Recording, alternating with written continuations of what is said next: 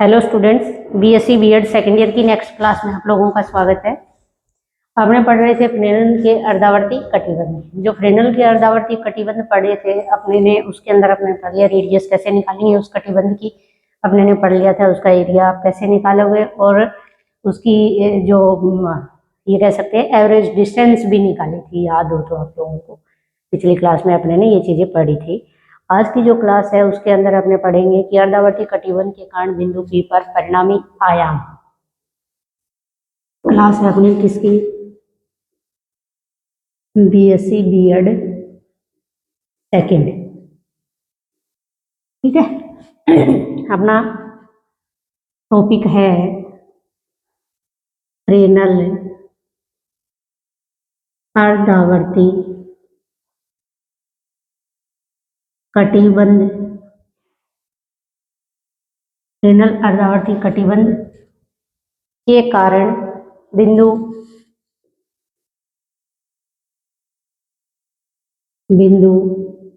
P पर परिणामी आयाम।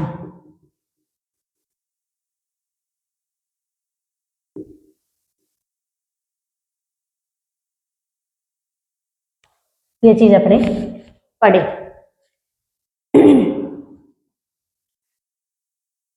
एन अर्धावर्ती कटिबंध यानी ये मान लो अपने ने एनवा अर्धावर्ती कटिबंध बना लिया। जो दो डॉट वाला जो पार्ट है वो किसको बता रहे हैं? एनवे अर्धावर्ती कटिबंध को बता रहे हैं। ये इसका क्षेत्रफल कितना होता है? पाई बी लैम्डा के बराबर, जो अपने ने कल वाली क्लास के अंदर पढ़ा था। और इसकी जो रेडियस है वो भी अपने ने पढ़ी थी, एन बी लैम्डा का अंडर रूट। याद हो तो अपने ने देखा था कि जो रेडियस होती है वो इसकी प्राकृत संख्याओं के वर्गमूल की क्या होती है? समानुपाती होती है। एनवे अर्धावर्ती कटिबंध के कारण, या कह दो मान लो अपने ने ये एनओ अर्धावर्ती कटिबंध दिखा रखा है, ऐसे ही सेकेंडरी वर्त बना करके अपने बाकी को भी दिखा सकते हैं। अपने ने प्रेक्षण बिंदु यानी कि बिंदु P लिया है, जिसके ऊपर अपने को क्या निकालना है? इस तरंगाग्र के कारण उत्पन्न आयाम का मान अपने को निकालना है। जब अपने पास आयाम आ जाएगा तो अपने आयाम के वर्ग किस समानुपाती तीव्रता होती है तो उससे अपने तीव्रता भी निकाल लेंगे। जिससे देखो ये केंद्र O मान के चले, इस बिंदु को अपने ने क्या लिया?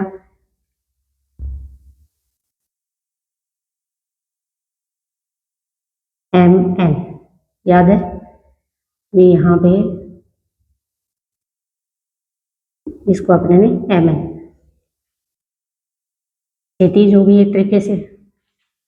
यहाँ से P पर पहुंचने वाली जो तरंग और इसके बीच का जो कोण है वो किसके बराबर है? थीटा। ये जो इसकी रेडियस है एनवे अर्धावर्ती कटिबंध की, जो कि कितनी ली? R है।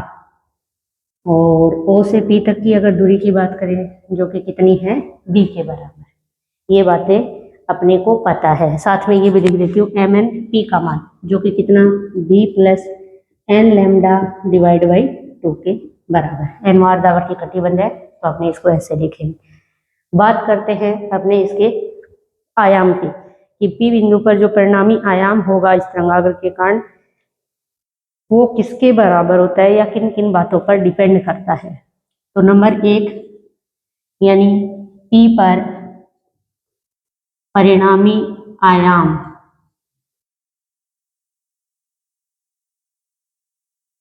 निम्न बातों पर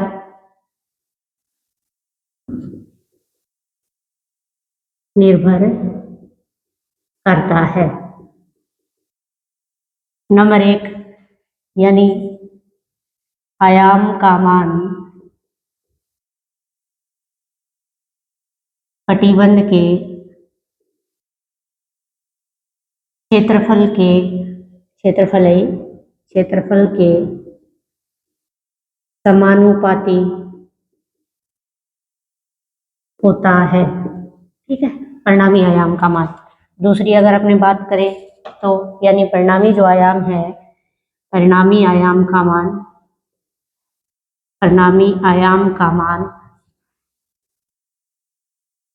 किसके ऊपर डिपेंड करता है? तिर्यकता पर डिपेंड करता है। इसको अपने क्या लिखेंगे कि ये कह दो कि कटिबंध की तिर्यकता पर परिणामी आयाम का मान कटिबंध की तिर्यकता पर भी निर्भर करता है। ठीक है, आगे लिखेंगे अपने तिर्यकता से कैसे करता है। नेक्स्ट ये कह सकते हैं एवरेज दूरी पर भी निर्भर करता है।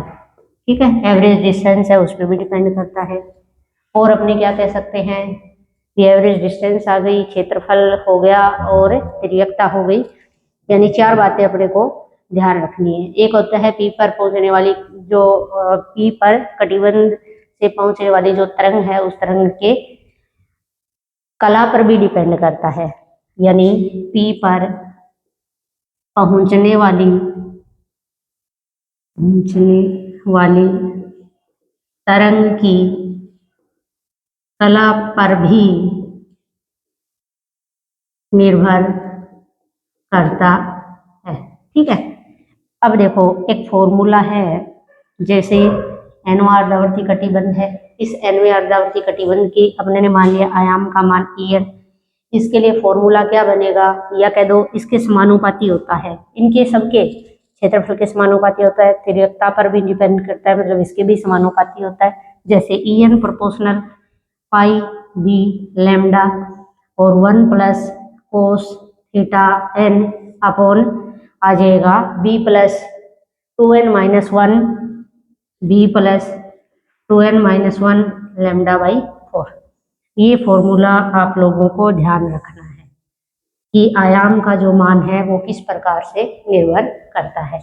यहाँ अगर देखें तो देखो अपने ने कहा कि आयाम का जो मान है वो कटिबंध के क्षेत्रफल पर डिपेंड करता है, क्योंकि क्षेत्रफल यानी क्षेत्रफल क्या होगा, पढ़ के आए हैं अपने, यानी क्षेत्रफल पाई बी लैम्डा, तो क्षेत्रफल के क्या है, समानुपाती है।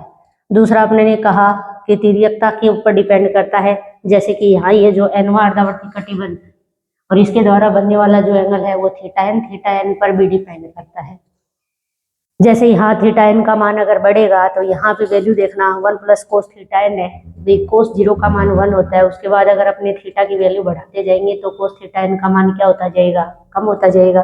तो अपने ये कह सकते हैं कि थीटा का मान बढ़ने पर आयाम का मान क्या होता जाता है, घटता जाता है। ठीक है, ये बात भी आपको ध्यान रखनी है, ये फॉर्मूला आपको ध्यान रखना है। नेक्स्ट अगर अपने दूरी की बात करें, अगर दूरी बढ़ेगी तब भी आयाम का मान क्या होगा, घटेगा। इससे अपने क्या कह सकते हैं कि जैसे प्रथम अर्धावर्ती कटिबंध जिसका आयाम ये कह दूं प्रथम अर्धावर्ती कटिबंध जिसका आयाम, वैसे तो प्रथम का तो क्या, प्रथम द्वितीय तृतीय इस प्रकार से लिखते जाए, जिसको आपने किससे लिखेंगे E01। फिर ऐसे ही दूसरे अर्धावर्ती कटिबंध का आयाम जिसको आपने किससे लिखेंगे E02। ऐसे ही तीसरे अर्धावर्ती कटिबंध का अगर अपने आयाम लिखे तो कितना आ जाएगा E03। जैसे अपने कहें किसका, एनवे का, तो एनवे का क्या बन जाएगा, एनवे अर्धावर्ती कटिबंध का ये आ जाएगा E0n। इससे पहले वाले का हो जाएगा E0n-1, मतलब मान के चल रहे अपने। तो ये कह सकते हैं कि प्रथम अर्धावर्ती कटिबंध का आयाम ज्यादा होगा, दूसरे का उससे कम होगा, तीसरे का उससे कम होगा, चौथे का उससे भी कम होगा, ऐसे करते जाए। तो जैसे जैसे ये कह सकते हैं कि इनका क्रम बढ़ता जाता है, वैसे वैसे आयाम का मान क्या होता जाता है, पी बिंदु पर यानी कम होता जाता है। तो अपने एक रिलेशन क्या लिख सकते हैं कि E01 ग्रेटर देन इससे E02 is greater than E03 is greater than E04 dot dot कह सकते हैं E0n-1 बड़ा होगा किससे, E0n से, ये अपने लिख सकते हैं। साथ में अगर अपने बात करें कि क्रमागत कटिबंधों से पी पर पहुंचने वाली तरंगों के बीच कालांतर का जो मान होता है वो कितने का, ये कह सकते हैं कि उनके बीच में कलांतर होता है वो पाई का होता है। पाई का होता है तो जो परिणामी, अगर पूरे अर्धावर्ती कटिबंध के कारण परिणामी आयाम अगर मैं लिखना चाहूँ तो कैसे लिखूंगी? भी परिणामी आयाम पी पर परिणामी आयाम, पी पर परिणामी जो आयाम होगा ई नोट से लिख दे, ई नोट 1 माइनस दूसरा ई नोट 2 प्लस तीसरा ई नोट 3 माइनस ई नोट 4 प्लस कितना ई नोट 5, ठीक है, प्लस यानी माइनस प्लस माइनस प्लस ऐसे ये चलता रहेगा, प्लस यानी ई नोट यानी n माइनस 1 आ जाएगा। किसका आएगा? या एन को अपने लिख देते हैं ई नोट n, और साथ में इसमें आएगा -1 की पावर, क्या कर दें, जैसे कि ये हमेशा मान क्या होना चाहिए, नेगेटिव, ये धनात्मक वाला है वो क्या होना चाहिए, नेगेटिव होना चाहिए। तो -1 की पावर कितनी लगाएं, यानी n-1 कर दें, n-1 जैसे यहाँ पे रख दो।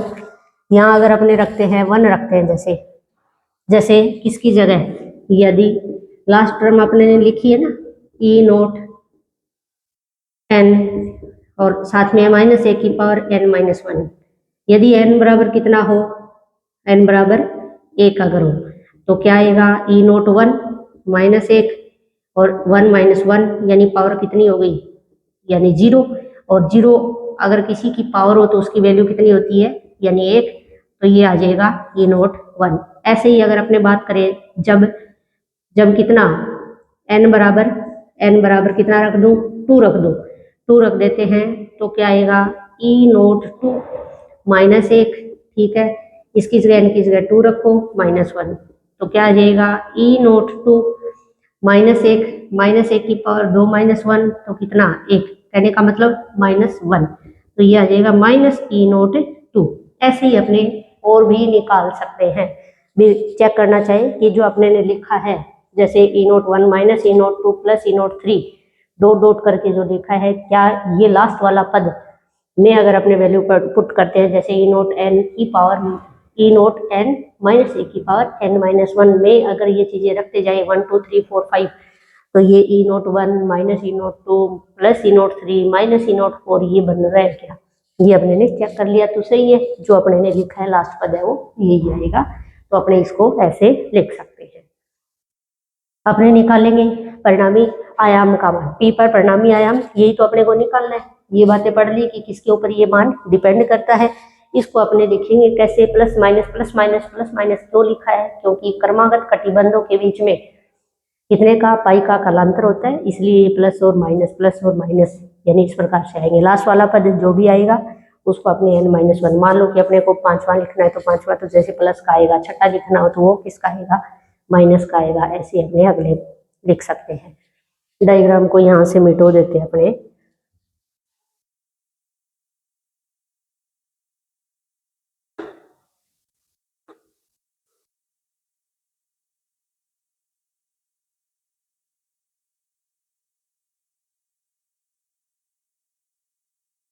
परिणामी आयाम को अगर ई के द्वारा लिख दे, परिणामी आयाम को ई नोट के द्वारा लिखा है कोई दिक्कत नहीं, लेकिन यहाँ देखना चूंकि ऐसे लिख दो, चूंकि यानी इसको अगर अपने तोड़ के लिख ले, किसको, ई नोट 1 और ई नोट 3, ई नोट 5, ई नोट 7, जैसे आगे वाला आयाम ये होगा, तो इसको मैं ऐसे लिख सकती हूँ क्या, ई नोट बराबर E naught 1 divide by 2 plus E naught 1 divide by 2, टुकड़े कर लिए इसके, माइनस ई नोट 2 प्लस इसके भी टुकड़े करके लिख दो ऐसे ही, E naught 3 divide by 2 plus E naught 3 divide by 2 minus क्या जाएगा, E naught 4 plus E naught 5 divide by 2 plus E naught 5 divide by 2, आगे जैसे आएगा तो माइनस ई नोट 6 प्लस ऐसे ही आगे आएगा, जैसे ई नोट 7 डिवाइड बाई 2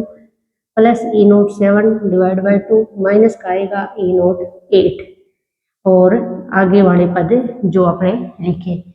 अगर इसको देखो लास्ट वाले पद को अपने -1 की पावर n माइनस 1 है, इसको भी ऐसे लिख देते हैं ई नोट n माइनस 1 की पावर n माइनस 1 और डिवाइड बाई 2। जैसे इसको भी दो टुकड़े करके लिख दिए ई नोट n अपॉन 2 माइनस 1 की पावर n माइनस 1, तो इसको दो पार्ट करके लिख। अब यहाँ देखना क्या होगा, चूंकि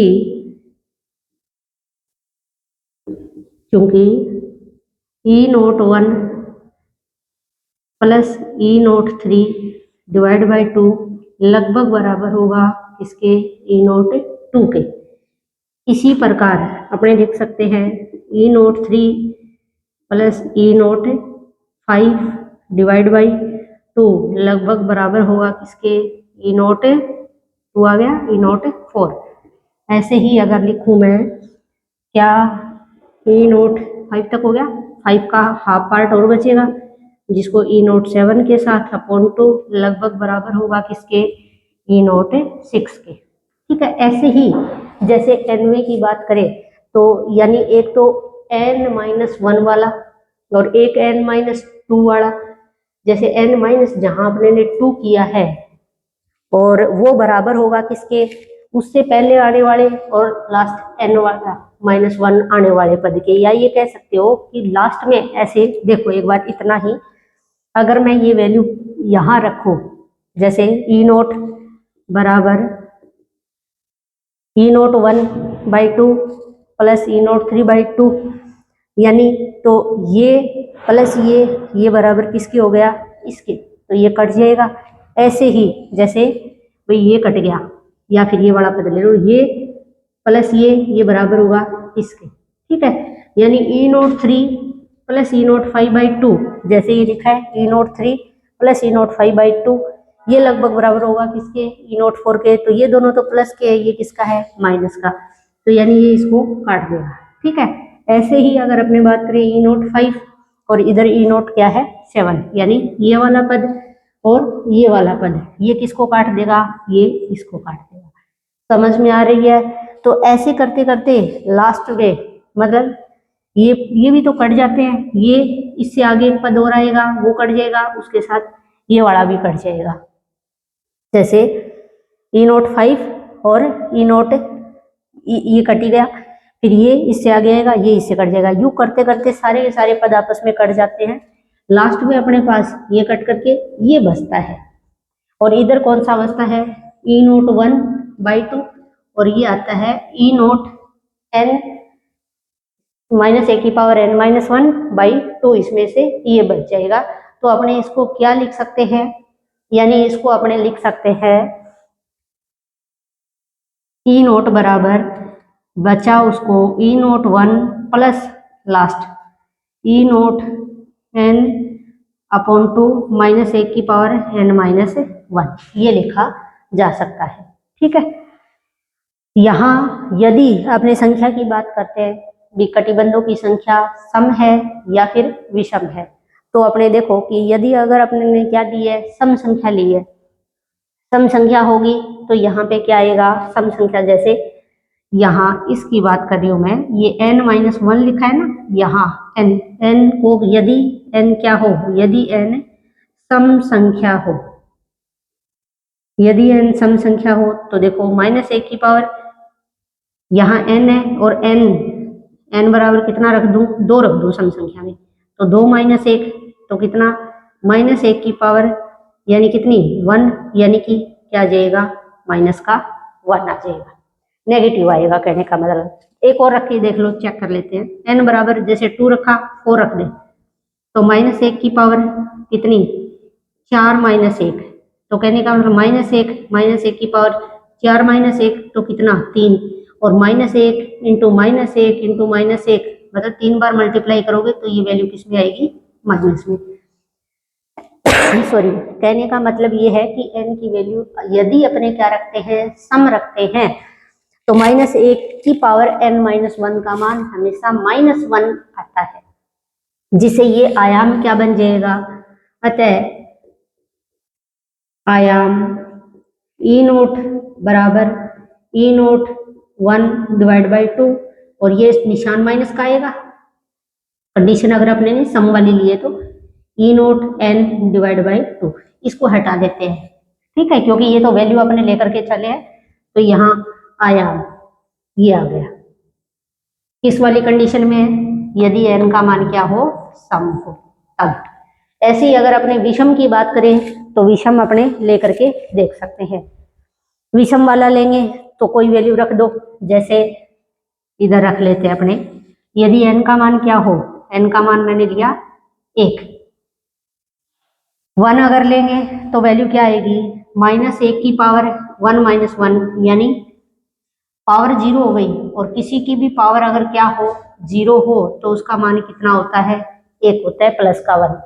ये ऐसे ही यदि n बराबर क्या रख दे, 1 रखा, नेक्स्ट 3 रख देते हैं, तो -1 की पावर 3 - 1 यानी -1 की पावर कितनी रह गई, 2, 3 में से 1 माइनस होगा तो 2, और -1 की पावर 2 यानी कि प्लस का 1। तो आप देख रहे हो कि जब n सम संख्या में होता है तो परिणामी आयाम ये आता है। और यदि यहाँ कंडीशन लिख देते हैं, यदि n का मान क्या हो, विषम हो, विषम हो तो क्या आ जाएगा, यानी +1 वैल्यू आएगी। अतः आयाम, अतः परिणामी आयाम, ये कह दो चाहिए परिणामी आयाम का मान हो जाएगा ई नोट बराबर किसके, इसमें ही चेंज करना है अपने को, प्लस माइनस, और इस चीज को अपने को हटा देना है। प्लस का 1 आ रहा है तो क्या बनेगा, E naught 1/2 plus E naught N divide by 2। ये आ गया अपने पास आयाम का मान। किस कंडीशन में, जब एन का मान अपने क्या लेते हैं, विषम लेते हैं। और ये आ गया आयाम का मान जब अपने एन का मान क्या लेते हैं, सम लेते हैं। लेकिन यहाँ अपने बात करें कि अर्धावर्ती जो कटिबंध अपने ने पहला, दूसरा, तीसरा ऐसे डॉट डॉट करके एन माना, और थोड़ी देर पहले मैंने बताया भी था कि आयाम का मान यानी तिर्यकता के बढ़ने के साथ या थीटा के बढ़ने के साथ आयाम का मान क्या होता जाता है, घटता जाता है। या कह दो दूरी बढ़ेगी तब भी आयाम का मान क्या होगा, घटेगा। तो यहाँ कंडीशन भी अपने ने लिखी है कि ई नोट 1 का मान ज्यादा होगा सबसे, बाकी सारे मान क्या होंगे, कम होते जाएंगे आगे। जैसे 2 1 से कम हो गया और 3 2 से कम हो जाएगा, ऐसे ही 3 का मान ज्यादा होगा 4 से, या ये कह दो 4 का मान 3 से क्या होगा, कम होगा। तो इसलिए अपने क्या कर सकते हैं, इसका जो लास्ट वाला पद है भाई, ये पहला है और ये कौन सा है, ny, ये यहाँ पे पहला है और ये कौन सा है, ny। तो आयाम ज्यादा, कंपेयर करें दोनों में भी, इसमें से ये चीज माइनस हो रही है, लेकिन कितनी माइनस है, बहुत कम आएगा इसका मान, क्योंकि एनवा अर्धावर्ती कटिबंध हो गया जिसका आयाम का मान बहुत कम होगा। किसकी तुलना में, पहले अर्धावर्ती कटिबंध की तुलना में। लिख सकते हैं अपने इसमें भी किसी में लिखो आप, एक लेकर के, क्योंकि ई नोट एन लगभग बराबर किसके, 0 के। तो अपने पास आयाम आ जाएगा ई नोट बराबर ई नोट 1 डिवाइड बाई 2 के, ठीक है। ये आयाम होगा भाई, लगभग मान इसके क्या होगा, बराबर होगा। यानी इससे क्या मतलब निकला कि समतल तरंगागर के कारण किसी बिंदु P पर परिणामी आयाम का मान प्रथम अर्धावर्ती कटिबंध के कारण उत्पन्न आयाम का आधा होता है। यानी कैसे लिख सकते हो, यानी किसी प्रेक्षण बिंदु अपने ने P लिया, P पर परिणामी जो आयाम होगा उस परिणामी आयाम का जो मान है वो किसके बराबर होता है, यानी उस समतल तरंगागर के प्रथम अर्धावर्ती कटिबंध द्वारा उत्पन्न आयाम का क्या होता है, आधा होता है, ठीक है। ऐसे ही अगर अपने तीव्रता की बात करें तो आपको पता है तीव्रता समानुपाती आयाम का क्या स्क्वायर। तो तीव्रता आई प्रोपोर्शनल, आयाम रख दो प्रथम अर्धावर्ती कटिबंध का आयाम, जिसको ई नोट 1 डिवाइड बाई 2, इसका क्या करेंगे, स्क्वायर, या कह सकते हैं आई प्रोपोर्शनल। ये आई नोट 1 कर दूं क्योंकि ई नोट 1 का स्क्वायर बनेगा, बाई क्या आ जाएगा 4। इसका क्या मतलब हुआ कि P बिंदु पर परिणामी जो तीव्रता होगी वो किसके इक्वल होगी, प्रथम अर्धावर्ती कटिबंध के कारण उत्पन्न तीव्रता का कितना, 1/4।